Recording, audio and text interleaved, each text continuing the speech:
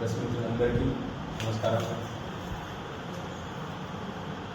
ఇంకా ఇంగ్లీష్లో ఒక మంచి సేయింగ్ ఉంటుంది, statesmen things of future generations, politician things of next election. Statesmen things of future generations అంటే ఒక రాజనీతిజ్ఞుడు ఎప్పుడైనా భవిష్యత్తు తరాల గురించి ఆలోచిస్తారు. చిన్నగా ఆలోచించే రాజకీయ నాయకులు, సంకుచితమైన మనసున్న రాజకీయ నాయకులు ఎలక్షన్ల గురించి ఆలోచిస్తారు. ఎందుకు చెప్తా ఉన్నానంటే, కేసీఆర్ గారు నాట్లకు రైతు బంధు తెస్తే, ఈ ముఖ్యమంత్రి గారు రేవంత్ రెడ్డి గారు ఓట్లకు రైతు బంధు తెస్తా ఉన్నారు. రైతు బంధు ఏడవే కాదు. విచిత్రం ఏంటంటే, కేసీఆర్ గారు 11 పర్యాయాలు కరోనా కష్టకాలం వచ్చినా, ఏ కష్టం వచ్చినా రైతు బంధు ఆగొద్దు, రైతు కోసపడద్దని చెప్పి ఆ రోజు 11 పర్యాయాలు కంటిన్యూస్గా రైతు బంధు ఇచ్చినారు. ఏ ఒక్క రోజు కూడా ఆపకుండా, ఏ ఒక్క రోజు మళ్ళీ 100 కోట్లు పెట్టి సంబరాలు చేయలేదు కేసీఆర్ గారు. ఒక్కసారి కూడా సంబరాలు చేయలేదు 100 కోట్లు పెట్టి. ఈ ముఖ్యమంత్రి గారు ఓట్లకు వేసి 2 సార్లు వేసి మళ్ళీ భవిష్యత్తులో 100% ఈయన ఏడని చెప్పి ప్రజలందరికీ కూడా తెలుసు. కోట్ల రూపాయలు పెట్టి రైతు సంబరాలు చేసినట్టు, అది ఆయన సంకుచితమైన మనసు. పోనీ ఆ సంబరాలు ఎందుకు చేసిందో చెప్పాలి ముఖ్యమంత్రి గారు. ఇప్పటి వరకు 511 మంది రైతుల్ని పొట్టన పెట్టుకున్నందుక, 511 మంది రైతులు ఆత్మహత్య చేస్తే ప్రభుత్వ హత్యలకు అవి చేసినందుకు రైతు సంబరాలు ఇవాళ ముఖ్యమంత్రి గారు జవాబు చెప్పాలి. ఇప్పటి వరకు రెండు సార్లు రైతు బంధు ఎగ్గొట్టినందుకు సంబరాలా? మీరు వాగ్దానం చేసినటువంటి 15,000 ఇవ్వకుండా మొన్నటికి మొన్న దాన్ని 12,000 ఎకరం చేసినందుక ముఖ్యమంత్రి గారు చెప్పాలి. చాలా మందికి ఇచ్చి 12 మందికి రైతు రుణమాఫీ ఎగ్గొట్టినందుక మీరు చేసే సంబరాలు ఉందా?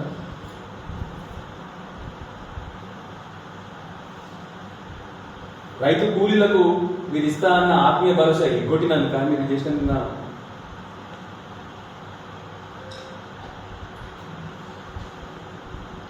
కౌలు రైతులకు ఇప్పటి వరకు కూడా, ఆ రోజు ఏం చెప్పినారు మీరు?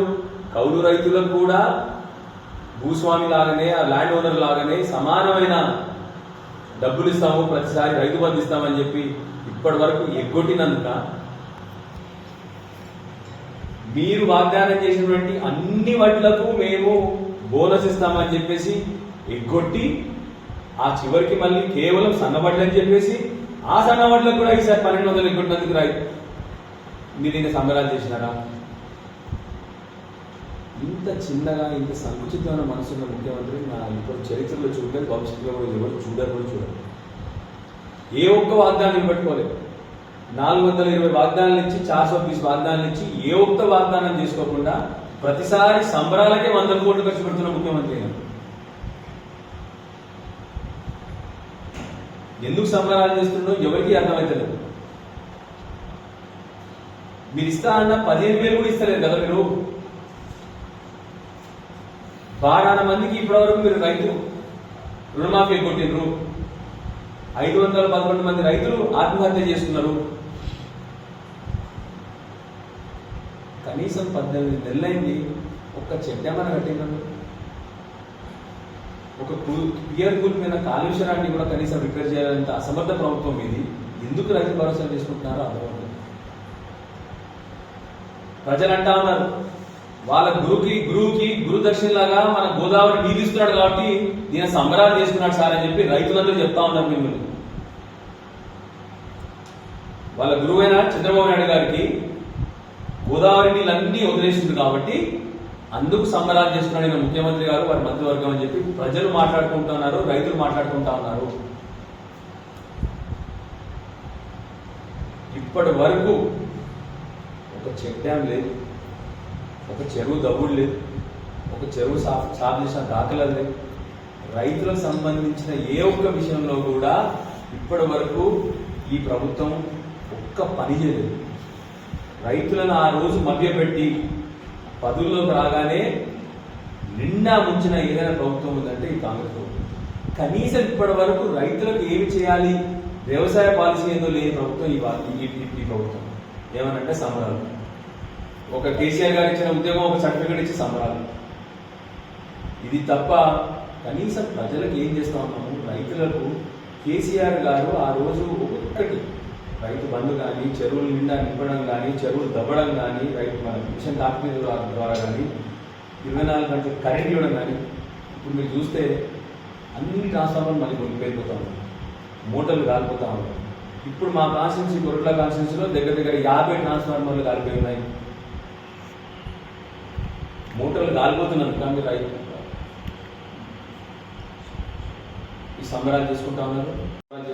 మీరు రైతుకు సంబంధించిన ఏ ఒక్క విషయంలో కూడా మీ మాట నిలబెట్టుకోకుండా కేసీఆర్ గారు చేసిన కార్యక్రమాలు కూడా కనీసం మీరు నిలబెట్టుకోలేకపోతున్నారు. దానికి ఆ సంబరాలు చేస్తా ఉంది. ఇవాళ మీరు సంబరాలు ఇవన్నీ ఏది ఒకటి, రైతు కూలీలకు డబ్బులు ఇవ్వలేదు మీరు, రైతు పౌరుదారులకు డబ్బులు ఇవ్వలేదు మీరు, ఇవ్వాల్సిన రుణమాఫీ చేయలేదు మీరు, ఏదో ఒకటి చూడకుండా సంబరాలు చేస్తానంటే రైతులు మిమ్మల్ని అంటా ఉన్నారు డైరెక్ట్ గా, రైతులు మిమ్మల్ని చీకొడతా ఉన్నారు.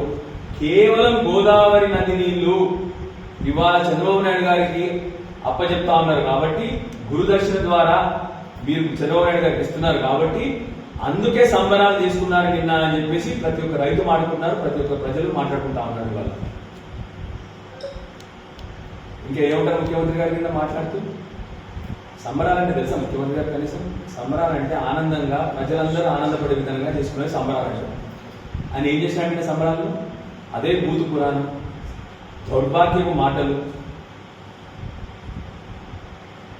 అదే బూతు పురాణాలు, దౌర్భాగ్యపు మాటలు, అసభ్య పదజాలం తప్ప ఏ ఒక్క మంచి మాట మాట్లాడేది నిన్న?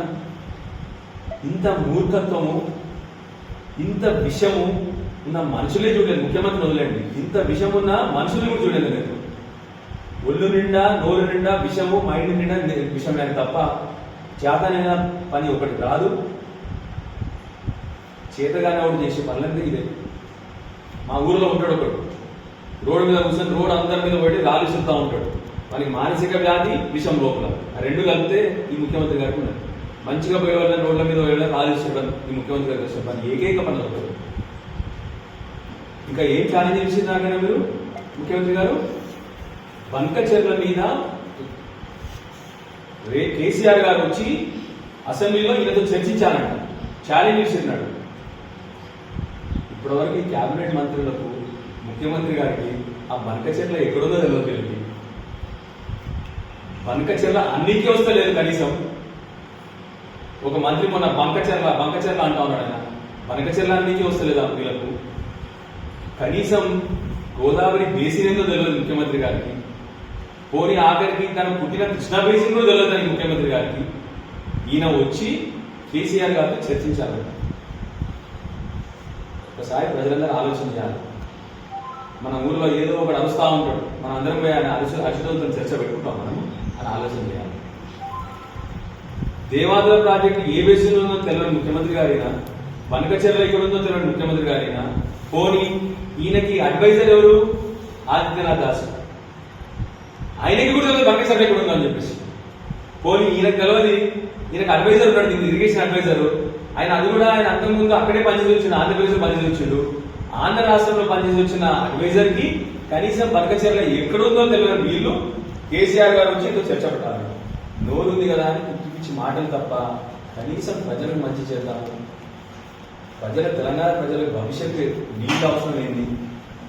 ఇంతకుముందు చెప్పినాను, ఒక మంచి రాజనీతిజ్ఞుడు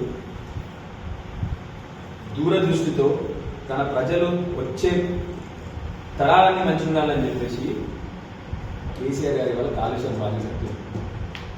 వచ్చే 100 సంవత్సరాలైనా తెలంగాణలో ఏ ఒక్క చోట ఎన్ని కరువులు వచ్చినా కాళేశ్వరం ఒకటి ఉంటే తెలంగాణలో 100 సంవత్సరాల వరకు మంచినీరుకు, సాగునీరుకి ప్రాబ్లం ఉండకుండా కేసీఆర్ గారు భవిష్యత్తు 100 సంవత్సరాల వరకు ఆలోచన చేసిన నాయకుడు కేసీఆర్ గారు. మీరేమో ఎలక్షన్ల కోసం నేను రైతు బంధు ఇస్తా, లేకపోతే రైతు బంధు పెన్షన్లు బంధు, 420 హామీలు ఏ ఒక్క హామీ నెరవేర్చలేదు. మీరు చేయాల్సింది తెలంగాణ ప్రజల్ని మోసం చేసినందుకు, తెలంగాణ ప్రజల్ని నిండా ముంచినందుకు, తెలంగాణ రైతుల్ని నిండా ముంచినందుకు, కనీసం తెలంగాణ రైతుల కోసం ఒక వ్యవసాయ పాలసీ లేనందుకు, అదే పిచ్చి పెద్ద నోరుతోని ఒకసారి మా తెలంగాణ ప్రజలందరికీ మీకు క్షమాపణ చెప్పాలి యాక్చువల్ ముఖ్యమంత్రి గారు. అదే పెద్ద నోరుతోని గట్టిగా అరుచుకుంటా క్షమాపణ కోరండి. అంత అన్యాయం చేసినారు ఇప్పుడు. సంబరాలు చేసుకుంటా ఉంటే పోనీ సంబరాలు చేసుకున్నారు, అప్పుడన్నా 4 మంచి తీయటి మాటలు మాడవచ్చు కదా, అప్పుడన్నా 4 ప్రజల సంక్షేమం గురించి మాడవచ్చు కదా, అప్పుడన్నా రైతులకు కావాల్సిన అవసరాలు ఏదో దాని గురించి మాట్లాడవచ్చు కదా, అప్పుడన్నా గోదావరి నీళ్ళ గురించి కొంత అవగాహన తెచ్చుకొని రైతుల ముందర మాట్లాడుతున్నప్పుడు గోదావరి బేసిన్లు ఉన్న వాళ్ళకు గోదావరి నీళ్ళ గురించి రైతులకు చెప్పాలి కదా, కృష్ణా నీళ్ళ గురించి రైతులకు చెప్పాలి కదా. ఇవన్నీ ఏమీ లేవు. సబ్జెక్ట్ లేదు, సరుకు లేదు, సబ్జెక్ట్ లేదు, సంగతి లేదు, ఆబ్జెక్టివ్ లేదు, ఏముంటుంది ఇంకా పిచ్చి మాటలు, పిచ్చి బుద్ధి. వాళ్ళందరూ జర్నలిజంలో ఉన్నారు. నేను మిమ్మల్ని చిన్న రిక్వెస్ట్ చేస్తాను, అంటే ఇన్వెస్టిగేటివ్ జర్నలిజం కూడా అవసరం లేదు. కేవలం వాళ్ళు చూపెట్టిన పేపర్లు కాపీలు తీసుకొచ్చి చూపెట్టారు. అంటే ఎంత వీళ్ళ మీద యాక్చువల్లీ క్రిమినల్ ఛార్జెస్ పెట్టాలంటే నిజంగా చెప్తా ఉంటాను. ఎంత అరాచకం, ఎంత అన్యాయం అంటే ముఖ్యమంత్రి గారు నిన్న ఒక పారాగ్రాఫ్ చదివారు, దాని కింద పారాగ్రాఫ్ చదివారు. నిన్న అదే విధంగా ఇవాళ నిన్న బండి సంజయ్ గారు కూడా ఒక లైన్ చదివిండు అంతే. ఆయన పారాగ్రాఫ్ కాదు, ఒక లైన్ చదివిండు. దాని కింద ఏం రాసిందో చదవకుండా మిమ్మల్ని మోసం చేస్తా ఉన్నాను. సో నేనేమంటున్నా అంటే ప్రజలకు, నాయకులకు, ఆ గవర్నమెంట్కి మధ్యలో వారిది కేవలం జర్నలిస్ట్. మిమ్మల్ని ఒకటే చిన్న రిక్వెస్ట్ చేస్తున్నాను, ఆ కాపీలు ఏవైతుందో అవి వేసేయాలి పేపర్లు అయిపోతుంది. అప్పుడు నేను మాట్లాడాల్సిన లేదు, మీరు మాట్లాడాల్సిన లేదు, వాళ్ళు మాట్లాడాల్సిన లేదు. ఎవరో బట్టి ఊరడం ఒకటి వచ్చి మైక్లో ఉంది అందరం కలిసి. మీకు అర్థమైనా చెప్పింది. ఆ కాపీలు అన్ని కూడా ఆర్ ఇన్ పబ్లిక్ డొమైన్, ప్రజలకు ముందలే ఉన్నాయి. మిమ్మల్ని కోరేది ఒకటే, ఆ పేపర్ని ఒకసారి మీరు పబ్లిష్ చేసింది. కేసీఆర్ గారు కోరింది ఎందుకు తెలుసా? ఈ ముఖ్యమంత్రి గారు ఎంత చిన్న సంకుచిత మనసు కలిగి ఉన్నాడంటే, ఎంత కనీసం ప్రజల పట్ల ఆయనకి ఇంత కూడా ఎంపతి, ప్రేమ, కరుణ ఏముండదని ప్రజల మధ్య. కేసీఆర్ గారికి క్లియర్ అయిపోయింది, నాకు ఆల్రెడీ 965 టీఎంసీల అలాట్మెంట్ ఉంది మనకు ఆల్రెడీ గోదావరి 3000 టీఎంసీలు పోతా ఉన్నాయి సముద్రంలోకి అని సెంట్రల్ వాటర్ కమిషన్ చెప్పింది. దయచేసి మీరు సరిగ్గా అర్థం చేసుకోండి. దాంట్లో కూడా ఆంధ్రప్రదేశ్, తెలంగాణ వాటర్ తీసుకోవాలి. దాంట్లో ప్రోరేట్ అభిస్తుంది అంటే ఇప్పుడున్న బేసిస్ లోనే మాకు 1900 టీఎంసీలు మాకు రావాలి, 1100 టీఎంసీలు వాళ్ళకి రావాలి. అంటే ఎన్ని టీఎంసీ అడిగింది కేసీఆర్ గారు? మొత్తం 2900 టీఎంసీ అడిగారు కేసీఆర్ గారు గోదావరిలో. నాకు ఆల్రెడీ 965 ఉన్నాయి, ఇంకా 1900 కావాలి, దాంట్లోకి డైవర్ట్ చేద్దాము అని చెప్పి కేసీఆర్ గారు చెప్తే ఎట్లా అంటే ఊరు చెప్పలేదా? ఆ రోడ్డు మీద కూర్చొని పిచ్చి మాటలు మాట్లాడతారు చూడు, అలా మాట్లాడారు ముఖ్యమంత్రి గారు. ఒక ముఖ్యమంత్రి స్థానంలో ఉండి ఆ మాటలు మాట్లాడుతున్నట్టు మీరు ఆలోచించారు. ఆ కింద సెంటెన్స్ చదవకుండా water should be distributed in between both అని చదివేసి ఈయన ఒప్పేసుకున్నాడు అని చెప్పేసి అంత ఇట్ ఈస్ ఇన్ డాక్యుమెంట్. నేను చెప్పేది, నేను నా మాట కాదు చెప్పేది, ఏదో అసెంబ్లీలో మాట్లాడిన విషయం కూడా కాదు. It is in document. ఆ రోజు షెకావత్ వారికి కేసీఆర్ గారు రాసిన డాక్యుమెంట్ ఉంది. It is an open document కదా, అది 2 గవర్నమెంట్ మధ్య జరిగిన డాక్యుమెంట్, ఏదో ప్రైవేట్ వ్యక్తుల మధ్య జరిగిన డాక్యుమెంట్ కాదు. It is on record. So దయచేసి మేము ఏం చెప్తా ఉన్నానంటే, ఒకసారి ఇప్పుడు ఆయన ఏదో చెప్పడం, మేమో చెప్పడం. రెండోది సేమ్ ఇదే విధంగా ఒకరోజు అసెంబ్లీ మొత్తం అసెంబ్లీ సాక్షిగా లీడర్ ఆఫ్ ద హౌస్ అయి ఉండి అసెంబ్లీ సాక్షిగా అసెంబ్లీ తప్పుదారి పట్టించాడు. ఒకసారి ఒక పదం తీసేస్తాడు, ఒక సెంటెన్స్ తీసేస్తాడు. అంటే చాలా సంకుచితమైన మనసు కలిగిన రాజకీయ నాయకులు చేసే పనులు. Narrow minded, very small minded. 100% KCR గారు నాకు ఆల్రెడీ 965 ఉంది. నేను ఏమంటాడు నా చంద్రబాబు నాయుడు మాకు ఎన్ఓసీ నువ్వు 8 టీఎంసీ నాకు. హూ చంద్రబాబు నాయుడు అసలు హూ చంద్రబాబు నాయుడు? అసలు చంద్రబాబు నాయుడు సంబంధం ఆయనకి మనకి ఎన్ఓసీ ఇచ్చేది. మన నీళ్లు ఆయనకి పోతున్నాయి, మనం పైన ఉన్నాము, ఆయన మనకి నో అబ్జెక్షన్ సర్టిఫికేట్ ఇవ్వాలంట 1000. Who is Chandrababu Naidu? మీకు అర్థమైంది చెప్పింది మీకు. దయచేసి మీ అందరినీ కూడా ఎందుకు కొడతా ఉన్నాను మీకు విషయం అంటే, ఇంత కొద్దిగా భావోద్వేగంతో ఎందుకు చెప్తా ఉన్నానంటే, రేపు పొద్దున మీ నీళ్ళు కూడా అవేనండి.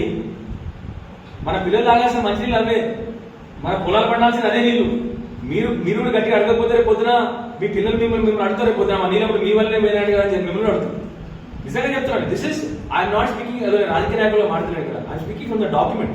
It's official record. అంత దౌర్భాగ్యంగా మాట్లాడే ముఖ్యమంత్రి నిన్నగాక మొన్న మీరు అందరు చూసిండు బనకచెర్ల ఎక్కడుందని అడిగాడు. నేనేమన్నాడు? మొన్నేమో బనకచెర్ల ఎక్కడుందని అడిగింది, నేనేమన్నాడు? కేసీఆర్ నువ్వు వచ్చి బనకచెర్ల ఎక్కువ. ఇప్పుడు నేను మెడిసిన్ చదివినా, ఎవడో వచ్చి నువ్వు నాతో దీని మీద ఆర్గ్యుమెంట్ పెట్టుకోని ఎవడో వచ్చి నన్ను ఆర్గ్యుమెంట్ పెట్టుకోవడం కూర్చొని ఆర్గ్యుమెంట్ చేస్తాను అయిపోయింది కూర్చొని నేను అర్థమని చెప్పింది. నేను ఇంకోటి చెప్తున్నాను మీకు, వెన్నుపూస నేను స్పైన్ సర్జన్. ఇప్పుడు వెన్నుపూస గురించి ఒక ఎంబీబీఎస్ డాక్టర్ ఒక జనరల్ సర్జన్ మాట్లాడా నేను మీతో మాట్లాడినా అని చెప్తాను. అది స్పెషలైజేషన్ అండి. నీళ్ళ గురించి నీళ్ళ దేవుడు అని కేసీఆర్ ఆయనతో పరకచర్య కూడా తెలియనారంటే పరకచర్యతో ఆయన ఛాలెంజ్ పెడుతున్నాడు. మీకు అర్థమైనా చెప్పింది. సో అట్లాంటి నాయకుడినా దయచేసి నేను ఏం చెప్తాను, మా రిక్వెస్ట్ ఏంటంటే మీకు నిజంగా చెప్తాను, మీ అందరితో రిక్వెస్ట్ ఏంటంటే ఒకసారి document it is in public domain, మీరు ఒకసారి ఆ డాక్యుమెంట్ రిప్రజెంట్ ఇక ప్రజలు నిర్ణయిస్తారు కదా తర్వాత మనం ఎవరైనా కూడా ఏం మాట్లాడడం అవసరం.